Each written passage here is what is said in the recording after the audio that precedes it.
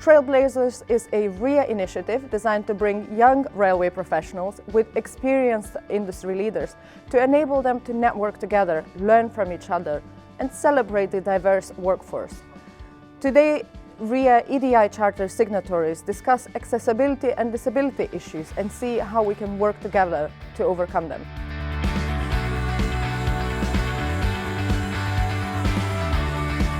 Women in Rail started working on a Women in Rail Charter a few months back, and then we found out that RIA was working on an EDI Charter. And I think that's quite symbolic of the rail industry. There is a lot of goodwill, a willingness to make a difference. We had started working on a charter, RIA had started working on a charter, and we knew that a lot of companies had put in place focus groups within their own organisations to see how they could improve diversity and inclusion within their organisations. Adeline Ginn and I agreed to collaborate, and that with our membership and the ideas and talent that they could bring to this agenda would complement Women in Rail's network and Women in Rail's experience in this area. So by the RIA conference in November 2020, we'd got 130 signatories, and we launched the charter at our conference. And all of the signatories commit to things like having a board level champion who cares about diversity, and collaborating together to make the rail industry a great place to work. We've now put together a working group that's working across the sector to work at initiatives going forward. We've had workshops only today looking at accessibility and leadership, and the agenda in the future looks very positive and very uplifting. But the most important thing is we have the widest possible talent pool available so that we can recruit from all parts of society, all backgrounds, all types of people. And this initiative we think is very popular, and we hope to expand it amongst our membership in the weeks, months and years ahead. The EDI group have agreed 4 areas that they want to work on, which are leadership, social mobility, flexible working, and accessibility. And today I'm really pleased that it's the first time we've been able to get physically together with some of the signatories to start discussing what we're going to do and what leadership means for us, and where we want to take the accessibility agenda and what difference we can make. Yeah, so the purpose of the workshop was to kind of address some of the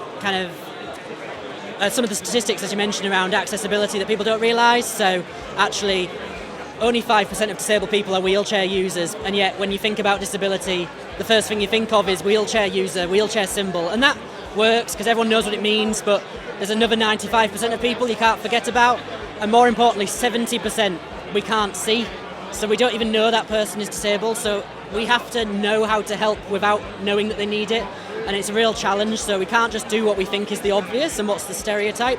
First of all, I think it's important to acknowledge how far the industry itself has come. This week I was in the National Railway Museum with my daughters in York, and one of the things that struck me was, for example, from a disability angle, if you look historically, we simply haven't catered for customers with different needs. And as we move forward in 2021, we're starting to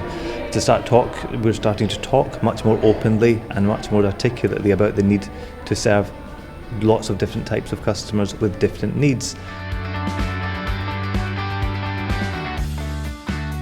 The reason events like this are clearly important to both myself and also SSE is that we need to make a change within the industry. I think for so long, predominantly the industry has been at a very high level, and also from a middle management point of view has been very much, it is a white middle-aged male. We need to change this, we need to get a different perspective in there. We need to kind of have a much more of a broader view when we're dealing with the management side. For me, this is about a vision now. I have one perspective and I have one unconscious bias. If I've got more people involved in this that want to take part in this, then of course I have a lot of perspectives and I have a lot of unconscious bias. If I've got that, from a company point of view, that will just broaden our view completely.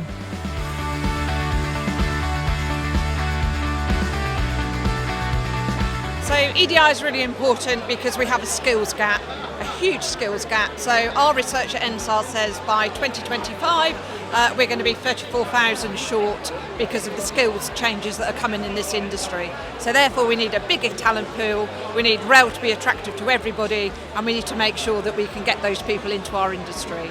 we promote the EDI really big and within Alstom. We're a global company and we see the benefits of bringing other people from other nations, other religions, ethnicities. As a global company, we obviously work in other countries, and it works in those countries, so why shouldn't it work in the UK? It's really good that the Rail Industry Association get involved with stuff like this, because they help to promote it, not just within Alstom, but tonight I'm networking with other companies to get it out there. EDI, I brought along with me 3 young graduates tonight. I've given them a task this evening to go and speak to the South Eastern representative of the young railway professionals, and tomorrow they're going to tell me how they've engaged with that guy and what they're going to do using the young rail professionals with Alstom in the future. Today we've got a bunch of people behind us here networking. The people I've come up with, Tui Miller and Carolina, they're already gone, they've left me. They're out there chatting to other people, so no, it is a great opportunity. And I think, the industry's moving. Within Langeroog, we have set our own target to be gender neutral, like 50-50, male-female, by 2033. And currently our baseline is about 20% female participation on our projects, but for all staff positions we want that to be neutral by 2033. For me, this is a really important event. It's fantastic to see so many people here. At Unipark Rail, we just really want lots of talent, and talent comes from everywhere. It doesn't matter your background, your beliefs, your race, anything. Everybody has a part to play in this industry, and this industry is brilliant. And so for me, this industry and this opportunity to network and to actually get young people here of all backgrounds to see the opportunities, what there are, it's just fantastic. So I'm really proud to represent Unipark Rail, and I'm really proud to be here tonight. It's fantastic.